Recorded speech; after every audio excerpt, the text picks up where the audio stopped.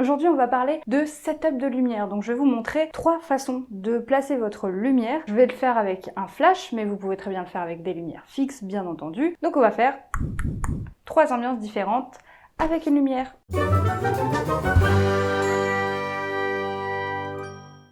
C'est super important de bien savoir placer sa lumière parce que vous allez voir, l'ambiance est différente, ça véhicule des émotions différentes et ça n'a pas du tout le même intérêt, le même but. On peut se sentir limité quand on a juste une lumière, mais c'est largement suffisant. Surtout si c'est un flash, vous avez la possibilité d'avoir une très bonne qualité et parce que vous allez avoir vraiment une puissance assez forte et donc vous allez pouvoir baisser vos ISO, vous allez pouvoir avoir une ouverture suffisante pour avoir une profondeur de champ assez grande pour que tout votre sujet soit net. Donc moi en général en studio j'ai toujours les mêmes réglages. ISO 100, f8 et 1/250e de seconde. Pour la vitesse on n'a pas forcément toujours le choix parce que la plupart des flashs ils ont la synchro flash en fait à 1/250 ou alors c'est des flashs après qui valent beaucoup plus cher et du coup c'est pas le même prix. Merci beaucoup. Donc vous pouvez très bien avoir un flash Cobra qui vaut franchement une 50aine d'euros, vous en avez, peu importe ce que vous avez, franchement vous pouvez faire des trucs très cool. Le premier setup que je vais vous montrer, c'est un setup assez simple et assez connu. Je crois que ça s'appelle Loop. En fait, il suffit juste de mettre votre éclairage, non pas en face, non pas sur le côté, mais entre les deux. Vous le mettez à peu près aux 3/4 en fait. Donc là, mon éclairage, qui est un flash studio sur batterie portative, c'est ELB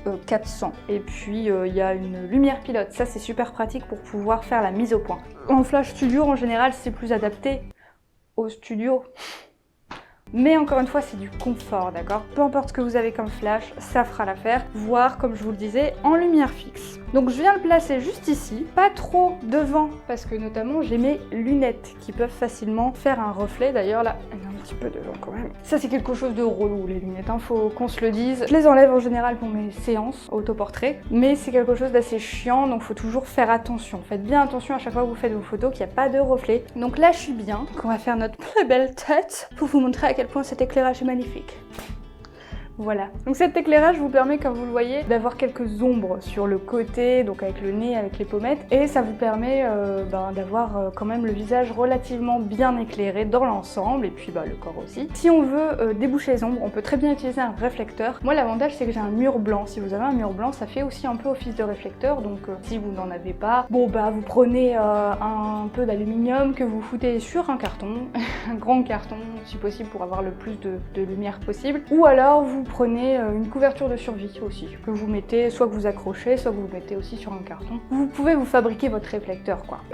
Qu'est-ce que je disais moi? Donc sur cet éclairage, comme je le disais, on voit que j'ai les ombres marquées, mais les deux ombres du nez et de la pommette ne se rejoignent pas. Il y a encore de la lumière entre les deux. Avec les lunettes, c'est un peu moins flagrant, c'est ce que je vous dis, les lunettes c'est la merde en photo. Enlevez les lunettes, parce qu'on en a marre des lunettes. Là, donc ça se voit un petit peu moins, mais il y a quand même de la lumière qui passe entre les deux, et on a la variante, c'est l'effet Rembrandt qu'on va mettre un tout petit peu plus sur le côté et qui va permettre en fait de faire un triangle sous l'œil. L'ombre du nez et l'ombre de la pommette vont se rejoindre.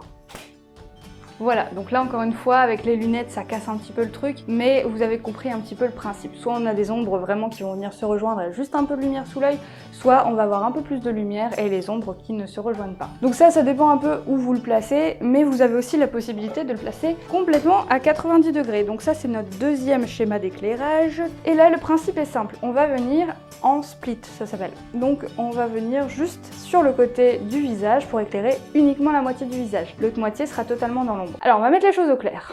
Cet éclairage n'est pas favorable au modèle féminin parce que ça ne met pas en valeur la douceur féminine et le maquillage des femmes. Moi je m'en carre. Donc là aujourd'hui ce que je vous dis c'est des choses qui sont totalement mixtes, on s'en fout du genre. Après ça va dépendre de la situation, que ce soit homme ou femme. Si vous devez mettre en valeur un maquillage, vous allez forcément devoir avoir un éclairage assez homogène. D'ailleurs pour les éclairages dits beauté, en général on favorise un fond blanc, quelque chose de très lumineux. On favorise aussi 3 flashs pour dire d'avoir vraiment beaucoup de lumière et que tout soit homogène et qu'on puisse voir vraiment la même chose des deux côtés du visage en fait. C'est surtout ça l'intérêt. Là on va créer plutôt un effet mystérieux. Mais une femme peut être mystérieuse en fait, c'est quoi ces stéréotypes à la con? Donc vous allez avoir cette ambiance un peu dark. C'est sûr qu'il y a certains éclairages qui vont mettre plus en avant l'ossature, la musculature du visage. Et effectivement, ça peut être flatteur ou non, ça dépend de la morphologie des gens. Mais là tout de suite, on on s'en fout de ce qu'on a entre les jambes. Maintenant que les choses sont claires, je vais donc procéder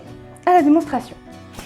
Donc comme vous pouvez le voir ici, effectivement j'ai un air totalement mystérieux, ténébreux, je suis tout à fait badass avec cet éclairage. Plus sérieusement, on a quelque chose de totalement différent, vous voyez, par rapport à l'autre. En changeant de pas grand chose la lumière, ça change beaucoup l'ambiance. Et là je vais vous proposer un troisième éclairage qui va être quelque chose que j'adore personnellement. C'est un éclairage par derrière le modèle. On va avoir plutôt un effet silhouette. Éviter qu'il soit dans le champ de la photo, ça c'est quelque chose qu'il faut faire attention bien sûr. Et donc on va avoir juste cette partie du visage éclairée, moins celle-là, bon même si c'est toujours un peu le cas, vous allez peut-être pas trop voir avec le cadrage, mais plus je vais m'éloigner et moins cette partie-là va être éclairée. Plus je vais me rapprocher et plus cette partie-là va être aussi éclairée. Donc là c'est selon aussi la distance que vous avez entre votre lumière et votre sujet. Peu importe la configuration, hein, si votre sujet est plus loin de votre lumière, vous aurez un effet différent que s'il est plus proche en fait. Vous aurez des ombres plus marquées s'il est plus proche et des ombres plus douces s'il est plus éloigné de votre sujet. Et si jamais vous avez un fond blanc et que vous voulez un effet ombre chinoise, là il faudrait éclairer vers le fond et non pas du tout le sujet en fait. Je l'explique dans la vidéo sur les silhouettes. Si vous l'avez pas vu, je vous invite à aller la voir.